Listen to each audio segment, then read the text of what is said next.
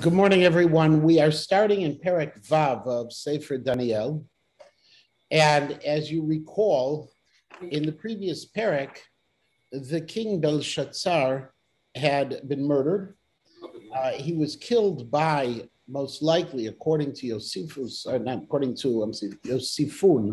the history book that we had, by the Medes and the Persians who had surrounded the area, and by one of his own loyalists who chose, in the end, to give basically tribute to the Medes and the Persians. So go ahead and say, hey, it's all gone. It's all done. I'll kill him. I'll kill Belshazzar, deliver his head to the incoming conquerors, and therefore I'll find myself in a good position. And so this parak begins with the next king. The king is Daryavesh Mada'a. Darius the Mede. Now, Darius the Mede is a bit of a complicated character in terms of history itself, how it fits in. We're just going to take it nice and simple that this is the very same Darius the Mede who is going to be discussed in Perek Tet, who is known as the son of Achashverosh the Mede. Now, the Achashverosh and Darius are not the same Achashverosh and Darius that we have from the story of Megillat Esther. Those are Persians. Darius, in that case, according to the Medrash, was the son of Achashverosh and Esther. It's very complicated to say that according to history, but that is the Medrash's perspective. But this is an earlier king, the one who rises right before Cyrus. And he steps into power, according to his history, would have been 539 BCE, 62 years after Daniel had been exiled. And that 62 years would also obviously be after the point when Nebuchadnezzar took the Yechonia and the other leaders of the Jewish people into exile.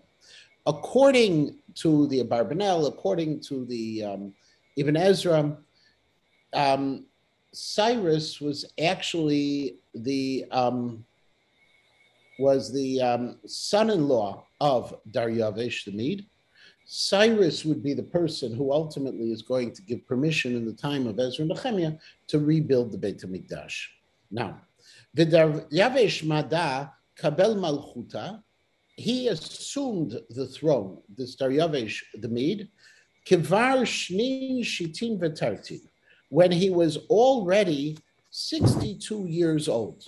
Now, he was already older as a king. He would only serve for a single year in this role.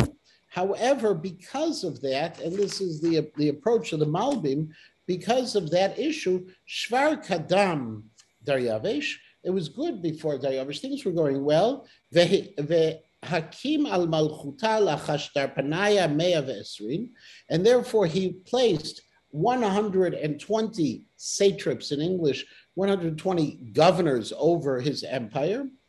Dilahon bechol malchuto would be over all of the entire monarchy. Now, the number 120 has all different kinds of explanations to it, but very simply, the 120, if you remember from Megillat Esther, there were Sheva ve'esrim u'mea medina. There were 127 governors and countries or regions that were within the Malchut.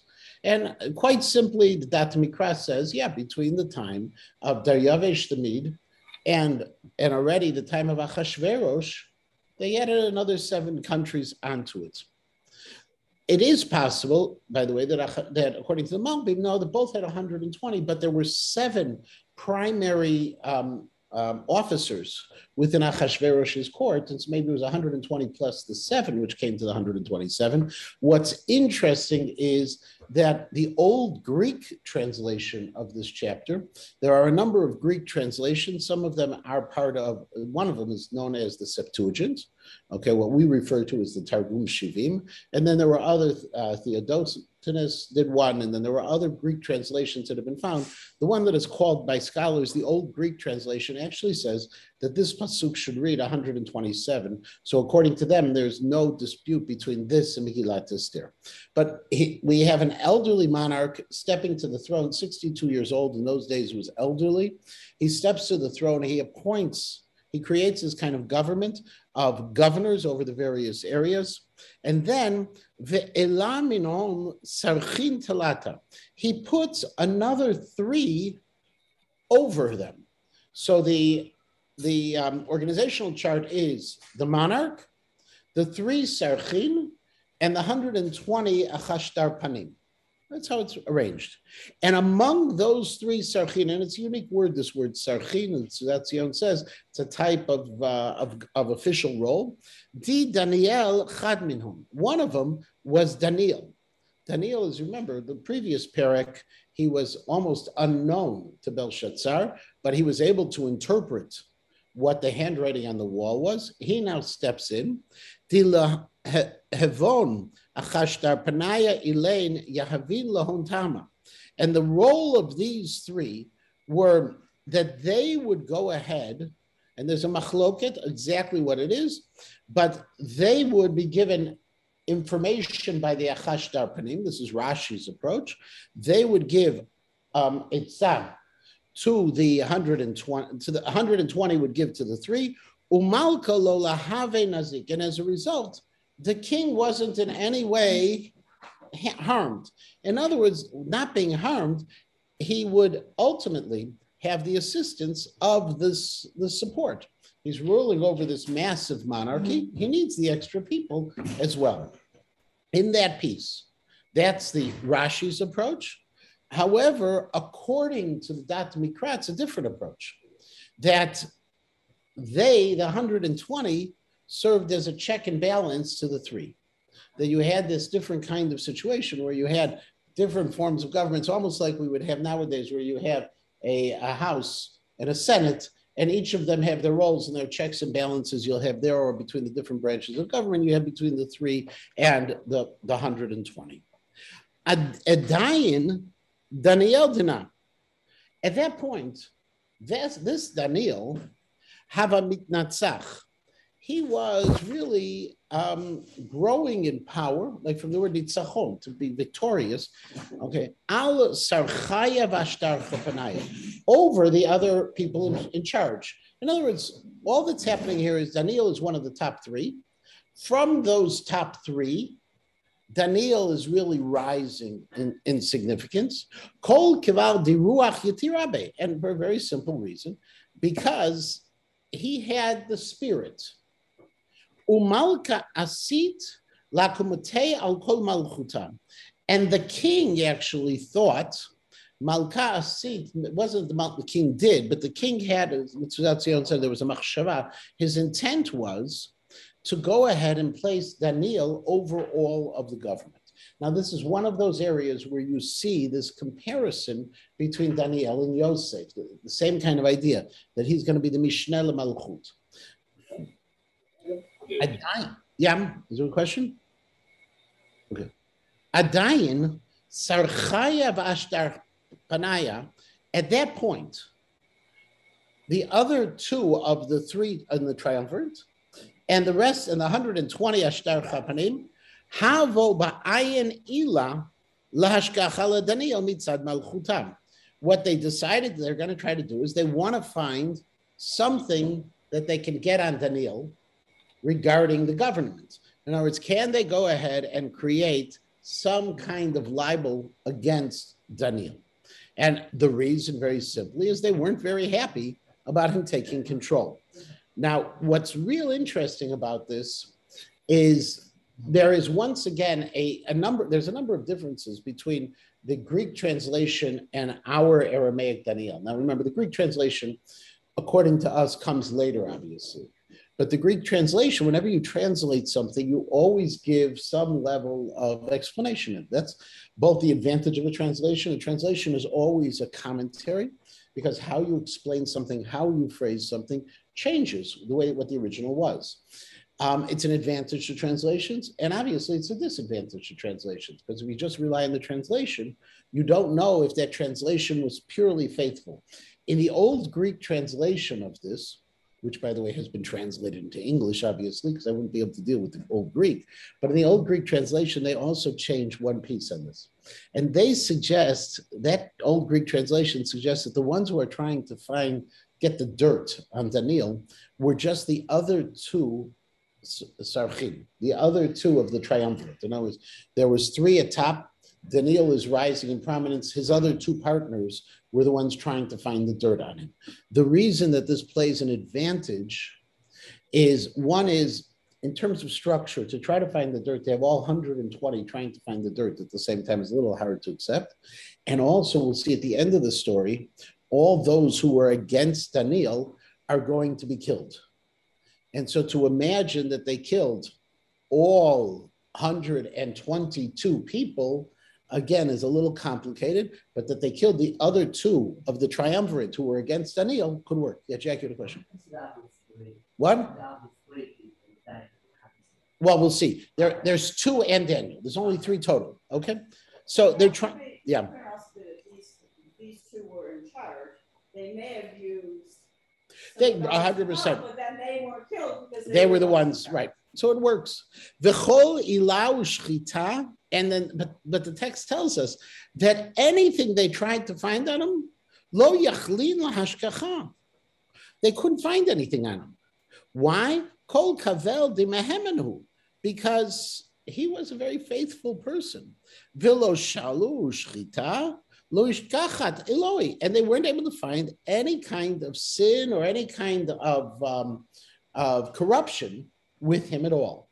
So their plan is not working too well. Now, Rav Meidan, interestingly, in his She'ur on this parak in Daniel, suggests that this is one of the first cases which we'll find of classic anti-Semitism, that they're going against Daniel because he is the outsider.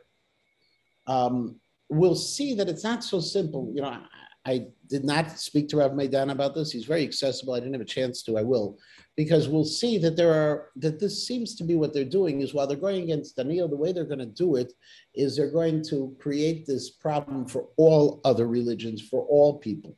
So while their intent, it seems more of a personal kind of approach to hit him, as opposed to specifically he's Jewish, let's get him, even though we do see some anti-Semitic overtones in some of the conversation. The other thing, if you notice, this pasuk is a bit redundant. Now, it's true that the Aramaic style versus the Hebrew style often is a little bit more redundant, but at the beginning of the pasuk it says, "V'chol ilau shchita lo yachlin hashkacha." They couldn't find any libel or any kind of corruption, okay, against Daniel. V'chol shalu shchita lo ishkachat aloi. They couldn't find any sin or any kind of corruption against him. So why does it say it twice? The Malbim suggests that what's happening here is that they were looking on two levels. They were looking on the government level. Is there some corruption of the way he behaved in government? And the second is there any personal corruption? We're getting dirt on him personally. Adayan, at that point, since they couldn't find anything, the poor guys, Guvraya Ilach Amrin, these people who were plotting against Daniel, they said, Dilonish nahashkach Daniel dana kolila. They said, look, we can't find anything against him. Lahain hashkach na aloi bedat elokeh. Therefore, let's find something, let's get him when it comes to the question of his religion. And this is the opening to say that this may have been anti-Semitic, but if you look at the decree that they're going to come up with, it would be against any religion. So we can't find anything right now. Let's see if we can find something via his God. Edayin, Sarchaya v'ashtar panaya Elaine, and at that point, the two of the triumvirate and 120 Achashtar Panea Melech, the satraps, Hargishu al Malka. They ran to the Melech. Now, we talk about in Yom Noraim with beregesh. We talk about not just emotion, but it's with a sense of zealousness. So they go to the king. They get together. Behit ragshut, okay. V'chein amrin, and this is what they tell him. Daryavish malka la'al min chayi. They said, Daryavish, you should live forever. Long live Daryavish. Ityatu kol sarche malchutei. Signaya v'achashtar panaya hadavraya b'vipachvata. All of the people, the heads of government, the skanim, the assistants, we talked about what these different roles could be, the satraps, the ashtarpanim, the davraya are the advisors, pachvata are the governors of smaller regions, and we nowadays the word that we use is from is a pasha. It's the same pacha and pasha is the same word. Lekayama kiyam malka. They wanted to figure out how do we go ahead and strengthen the rule of the king. We want to make sure, how do we make sure that the king is the person in charge? Uletakafa esar. And how do we make sure that any kind of oath he takes, any kind of decree he makes, will have the power.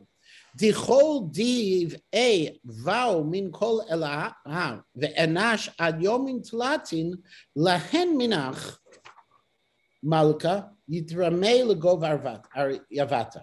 They say, listen, here's the story. We'll do as follows. Anybody in the next 30 days who seeks, at this point, what it says, Yiv-A, who makes requests of anyone, whether it's a god or a person, in the next 30 days, those people will need to be thrown into a den of lions. In other words, what they're trying to do right now is to say, look, the only point for requests needs to be in the next 30 days, just you. People have to get used to the idea that you're the one who's going to provide for them and nothing else.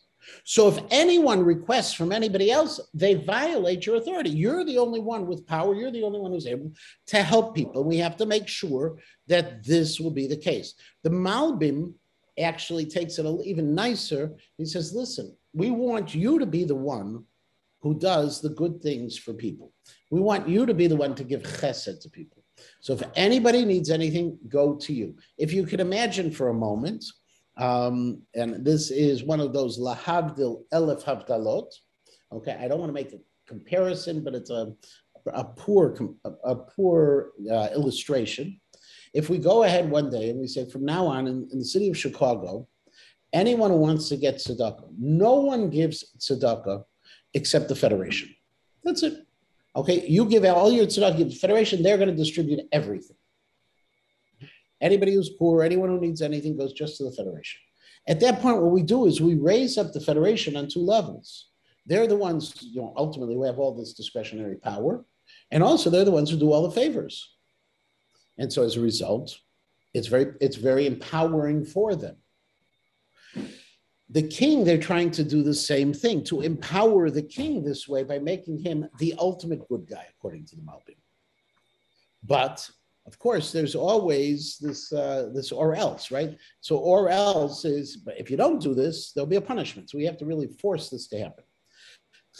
Ke'an malka. And they said, now listen, king, as well, one other piece you need to remember. Tekim esara v'tirshum katava.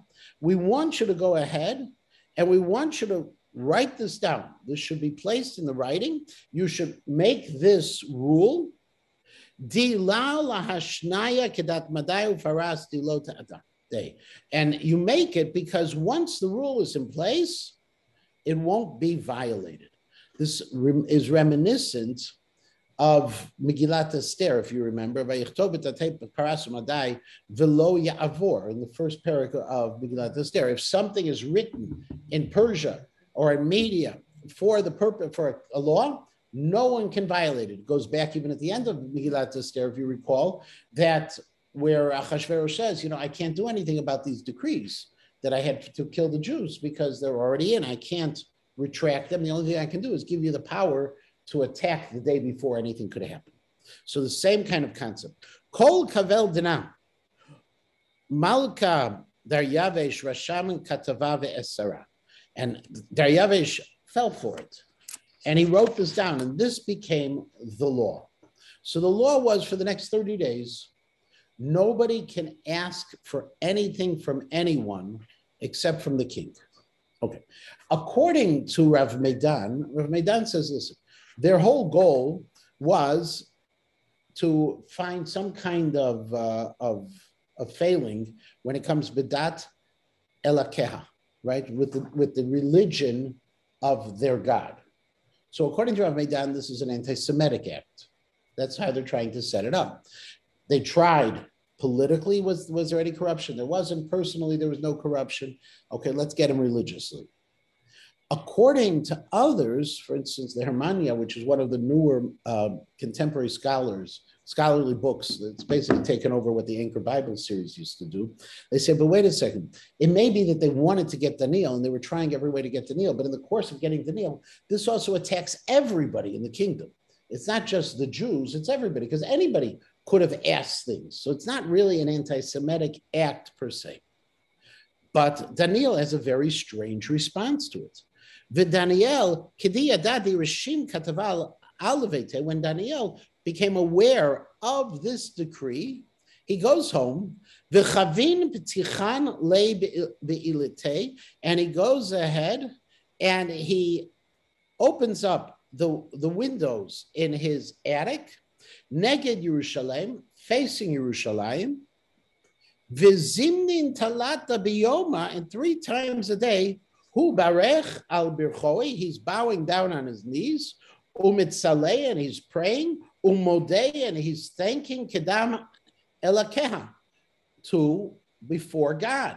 Kol kavaldi hu hava aved min kadmatanan, just like he used to do in the previous times. In other words, all of a sudden you have this decree, you can't do anything, and what's the immediate response of Daniel? I'm doing it. Now, the Vav, Vid Daniel, and Daniel is a Vav Hanigud. It's a Vav to create contrast. The king says you're not allowed to do it. Daniel seems to be doing it. The Gemara in Brachos actually points out that this is the source of the practice we always daven towards Yerushalayim. Now, by him, he was davening south, southwest towards Yerushalayim because of where he was at. But we daven towards Yerushalayim. You see, he opens up the window towards Yerushalayim. We also see within this the 3 times a day davening. Okay, remember the davening initially, the Gemara talks about this in Brachos, was twice a day. We davened keneged the Tamid Shel Ben Arbaim, the Tamid, against the daily sacrifice. It was the Tamid Shel Shachar, the morning sacrifice, Tamid Shel Ben Arbaim, the afternoon sacrifice. So we davened twice, and Marav initially was a reshut, was an optional prayer, which was in reference, according to the Gemara, to the fact that the fats and certain limbs of the animal were burned overnight on the altar, on the Mizbeach. So we see he's davening 3 times a day. Sounds very much like what we do. Now, interestingly, though, the question comes about, the king makes this decree, Daniel wants to daven. What does he have to open up the window for? Can't he daven, pull down the shades, and daven towards Yerushalayim? He doesn't need to open up the window. So the Abarbanel says that Daniel felt that by going up to the attic, he really wasn't doing something in public. This he thought was something, a private act. He didn't realize what he was doing would be so noticeable. The Ramban, the Ran, the Rif, all on the Gemara and Shabbos and Daf Memtet Amud Aleph explained that actually when there's a decree against religion, people can take the action, the Hasidim, not Hasidim like the guys with the Shremelach, but people who are the pious ones, could also have Shremelach, but the most pious can opt to violate the rule and not to do it. They can, challenge the government directly. It's permitted. The Dat Mikra points out, says even simpler though. If you look at what he did, what did he do? The king forbade any request for 30 days. He davened and he thanked. He didn't request. If you look at the words, he was berach al berchoi, he bowed, matzle, he davened, and modeh, and he thanked God. It could be that Daniel was conscious and actually observing the law of the king at the very same time. He continued. The king never said you're not allowed to daven. He just said you can't ask anything. Yeah. This was all how. Couldn't make a request for 30 days because the king. They all praised his God. This was within the year. In other words, he for Belshazzar. Yeah. No, the king. Well, no, but you see, we see the king himself, okay, Daryavish Madah wants to holds Daniel in high esteem. It's the people, and whether they held him in high esteem or not, this is a power struggle. It's even the God, though, because even when they praised him originally, they also praised God. Right. So what they're trying to do, I don't see this as anything more than a classic political battle. Okay. You see it again, Allah Havdil, an American government. No one's throwing anyone to lion's dens. Okay. But you see it in American governments. There's an article just now that it was in today's Times, and all of a sudden, Lindsey Graham. Okay. Lindsey Graham is now hanging out with Trump on a regular basis. Okay. He goes, he's giving him advice. However, there was a time where Lindsey Graham was cursing out Trump as the worst thing that ever existed by humanity. Okay, there are political decisions that people make. And this isn't even talking about what Trump is. It's more talking about Lindsey Graham. He makes the decisions, one, to curse the person, and then he makes the decisions to align himself. There is a government. They see that there are 3 people on the top. There's 120 people under, and all of a sudden one of the 3 is going to get promoted and be over all of them. They're not happy about this. Yes, Shashi. But in our davening, we do have requests. So it could be that our davening is a later invention, by the way. No, I understand, but I'm assuming that it's a knockoff of, Well, right. So it could be. So if that's the case, right. So if that's the case, you reject what the Tatmi process, and you say either like the Abarbanel that he didn't realize what he was doing was really public, or you take the approach of Ibn Ezra that says that he thought he was, or I'm sorry, wasn't really public, or you take the approach of the Gemara and Shabbos, no, that he was being in your face. So there are 3 options that can all fit. What's good about the options is that none of them present Daniel as just being oblivious. Either Daniel felt he was following the rules, or Daniel felt he was violating the rules but in a secret way, or Daniel felt that he was violating the rules in a very public fashion and it was in your face against the decree of Darius the Mede. But he's not oblivious to things. But of course, Pasuk Yud Bet, Edayin then, Guvraya Ilech, those people, Hirgishu Vahashkechu Daniel, they went ahead, they ran over to Daniel, Ba'e Mitchanan Kadam Elakah, and they see him Ba'e, requesting, and Mitchanen, and what? Beseeching God.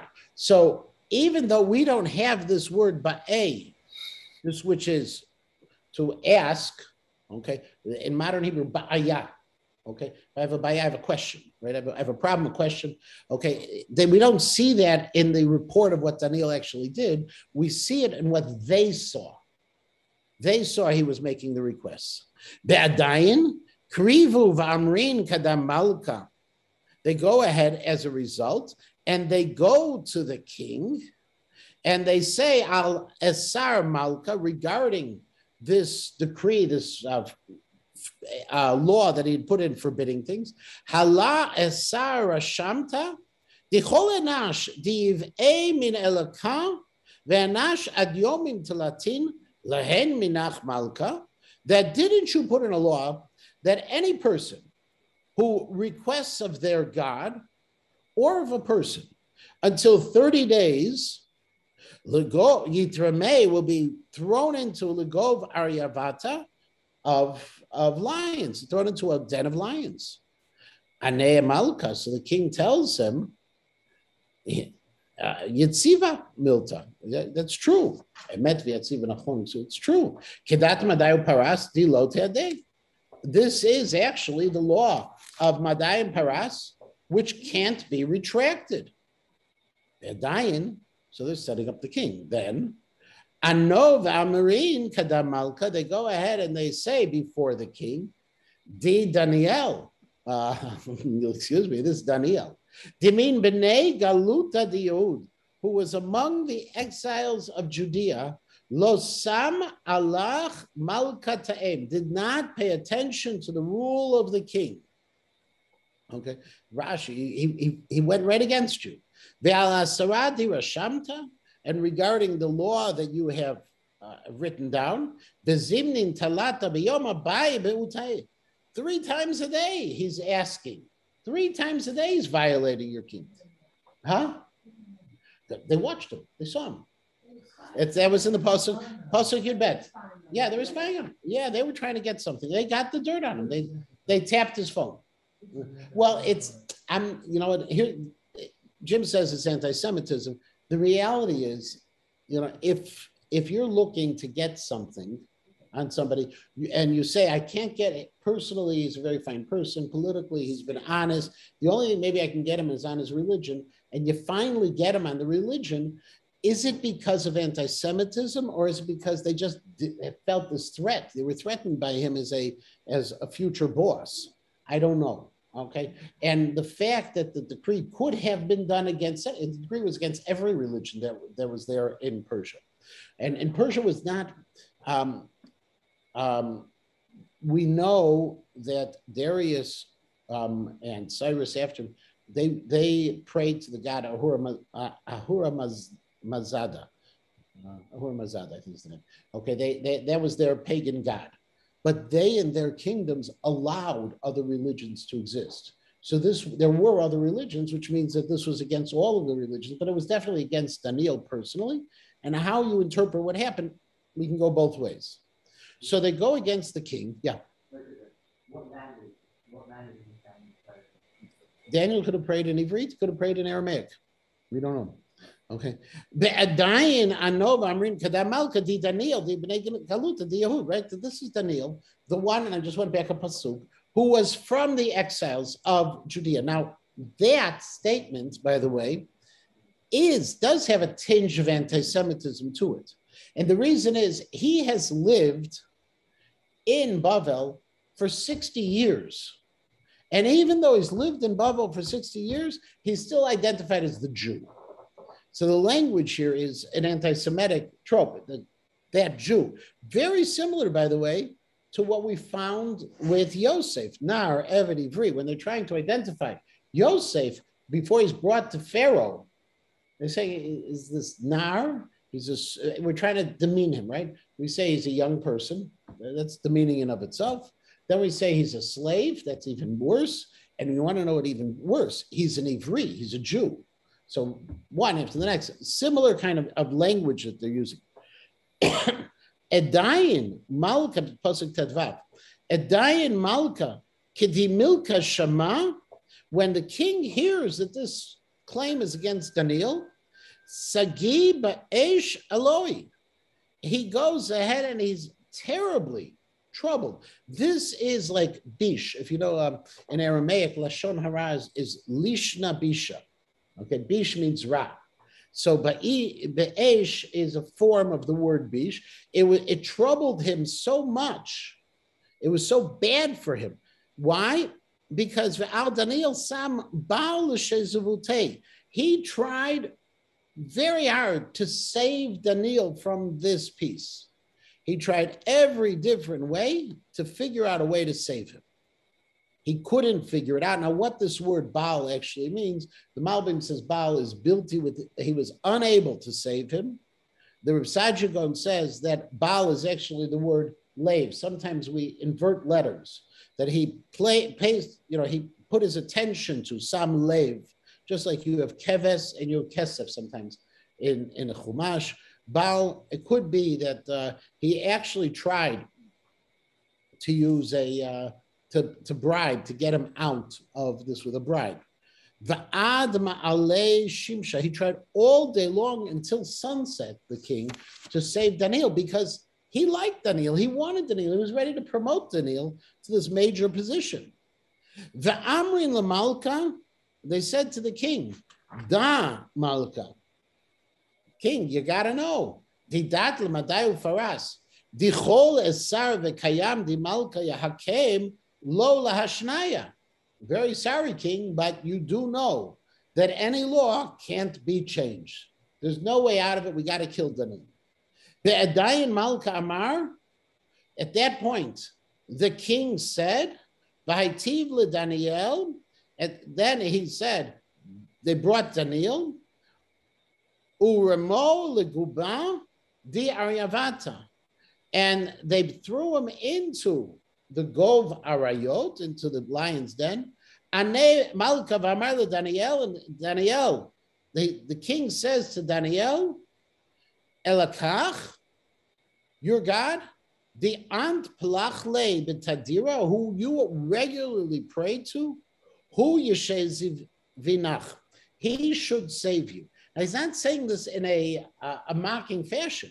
The king is telling this to Daniel because he wants Daniel to be saved. He says, Daniel, your only hope right now is that your God will save you.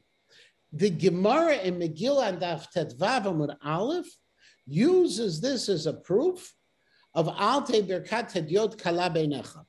Don't think that the blessing or the prayer of a simple person is not important. The king goes ahead and says this is an idolater. The king says your God should save you, and we'll see his God saves him. So this is a prayer. The Alti Birkat Hediot Kala Beinecha. If you remember, the word Hediot is a Greek loan word. The English word that we have from the word Hediot is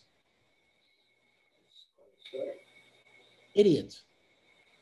Idiot is the same Greek, it comes from Greek in the same way. Originally, Hediot meant a simple person. Okay? But over the generations, it became. This is, the Abarbanel says that the king, even though he's looks like he's throwing him to his death, is trying to give him some kind of support. Okay, maybe this will work.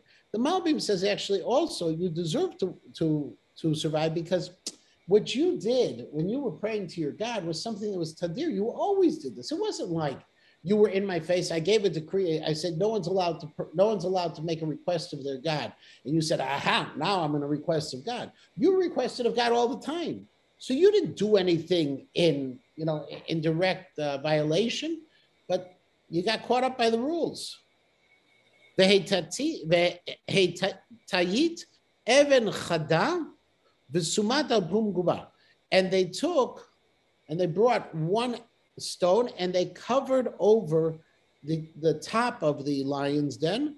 V'chatma malka be'izkatei, and the king sealed that stone with his signet ring, uve'izkat Rav Noi, and also with the signet rings of the other officials. Dilo tishnem tzivu b'Daniel. So there would not be, nothing would change with Daniel. No one would open it up and save him. Put the stone over the top.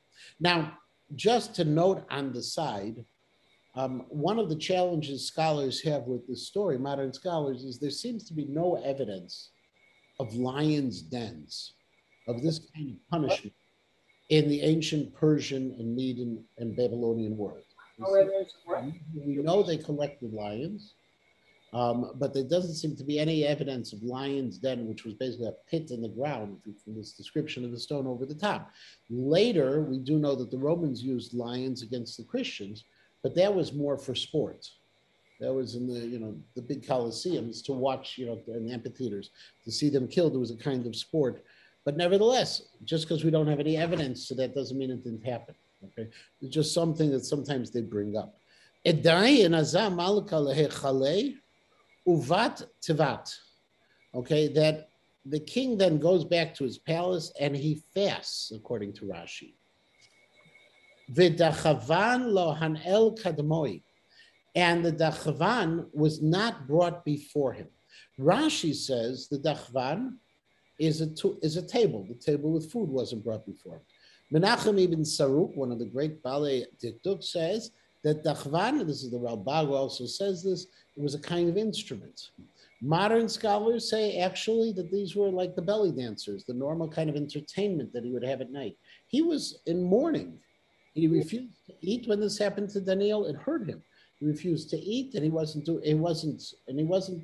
enjoying himself like he normally did. V'shintei nadat aloi. Okay, and he had a very restless sleep. Okay, he was unhappy with this. I don't think it was guilt. He found himself stuck in a situation where he had to kill one of his not trusted or beloved or advisors. He wasn't happy about it, but he felt that he had no choice. And so as a result, that night, he wasn't happy. Be'edayin malka bish para yakum benahaga. And then the king went ahead and he woke up early. Now, if you look at this word, bish para, you'll notice that there's a small pay and then there's a big pay. It's written in a very strange fashion. The Minchat Shai, one of the commentaries who deals a lot with primarily with Dikduk, he ultimately says that this is a remez, okay? That he unfortunately didn't have a peh, a mouth, to be able to undo the decree. That's why there's a small peh, okay? And ultimately, he went ahead that with the large pay, he felt that he was going to be able to do something later to get to resolve these problems. So in other words, he was torn between two things. Gets up earlier in the morning than when kings get up. We say the third hour of the day. Kings normally get up at the fourth hour of the day. Bihit bahala, leguba, the aryavata azam. And he ran over to this lion's den.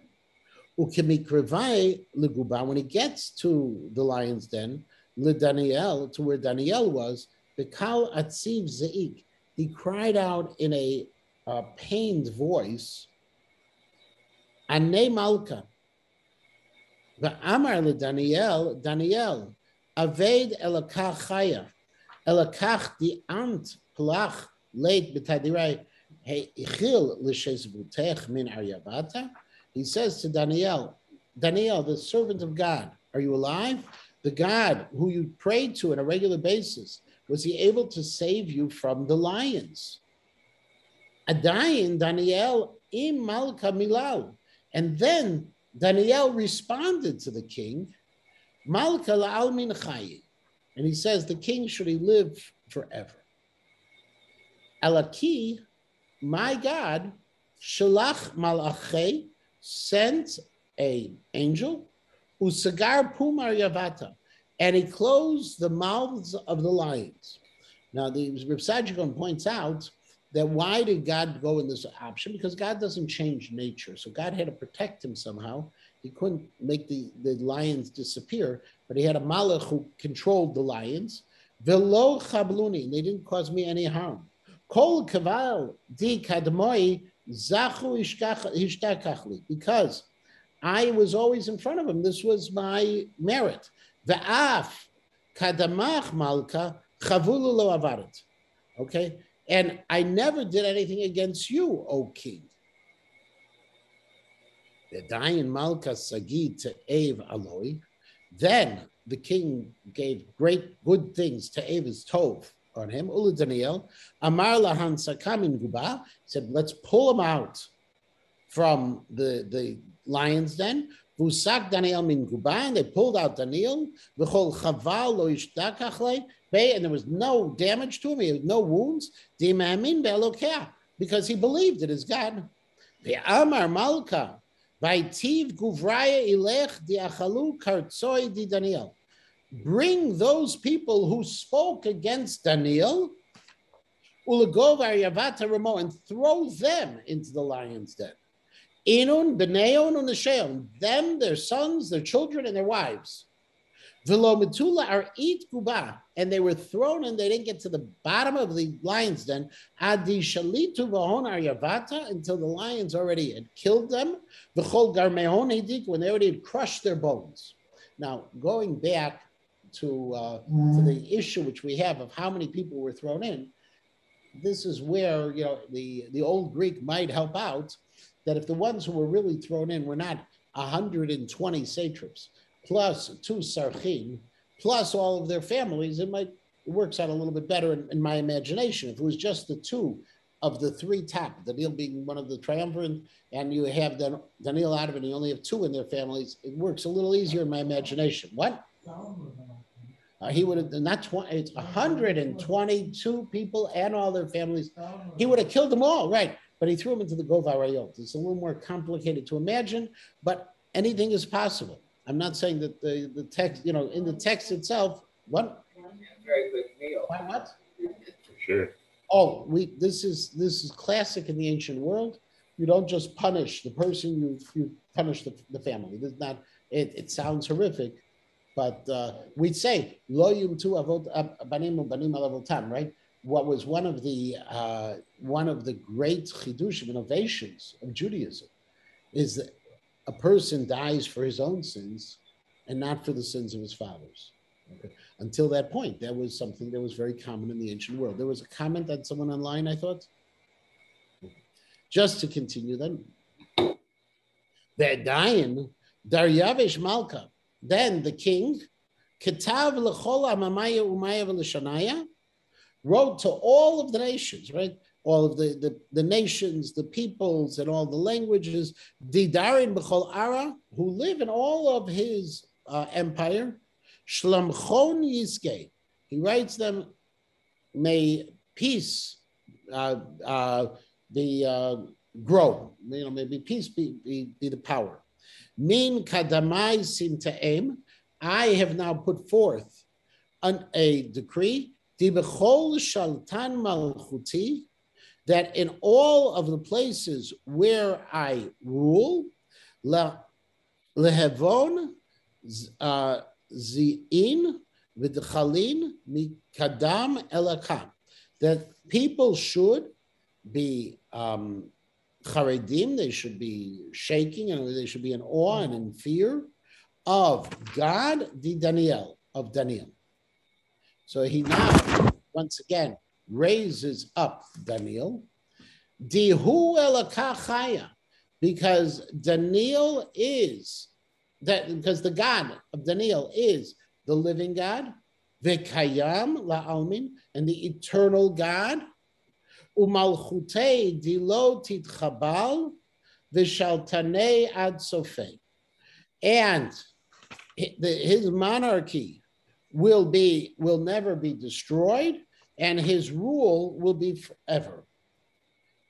Misheziv umatzil, he saves, and he Moshiach, salvation umatzil, and he saves. Va'aved atin v'timhin, and he makes otot, atin is signs, and timhin are moftim, are wonders. Bishmaya va'ara, in the heavens and in the earth. Disheziv leDaniel midyan aryavata, and he saved Daniel from the lions. V'Daniel dana, and this Daniel hatzlach b'malchut Daryavesh, he succeeded in the monarchy of Daryavesh, uvemalchut Koresh Parsa, and also later in Cyrus, the next king who was known as Cyrus the Persian. Now, what happens, according to this story, Josephus takes on and puts in a postscript into the story, that after this story, Daniel made a request to be retired from government and to move to Shushan, to the city of Shushan. And he received the permission for Zerubbabel to be able to go in his place, to serve the king in his place. So this was Daniel's retirement party, according to Josephus, a pretty extreme party. But after Zerubbabel comes along, then Daryavesh dies very soon afterwards, and Cyrus comes in his place. And then that's when the time comes for the Jews to start going, okay, from Babel back to Yerushalayim, and also the letter that was written, okay, about his requirement that people go ahead and start serving and be able to build the possibilities of building the Beit HaMikdash. All of this was because of the story of the Go Barayot. Next week, yeah.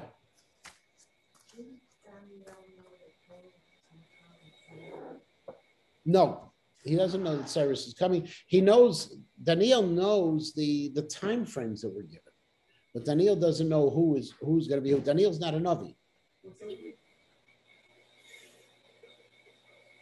Want to retire? Well, because remember, he's been in a very, very precarious role for more than 60 years. But by the way, the Josephus is not Chazal, even though Chazal relied on Josephus. I would tell you the answer is pretty simple. After everything that's happened to this poor guy, he just got thrown into a lion's den. He is not a youngster anymore. He wants somebody to take over. He wants somebody to be able to take care of what needs to be taken care of. And he wants to live out his days. He knows that this political intrigue is not going to end. We see the political intrigue occurs not much later. By the way, according to Chazal, Achashverosh is not that much later. Okay, according to modern historians, it is a little bit later, but we know once again the same kind of things happen when Haman rises up. So all of these political kind of things do occur. The only problem is Daniel ends up in Shushan, and Shushan becomes the capital from Bavel when the Persians take over. The city of Susa is the next capital.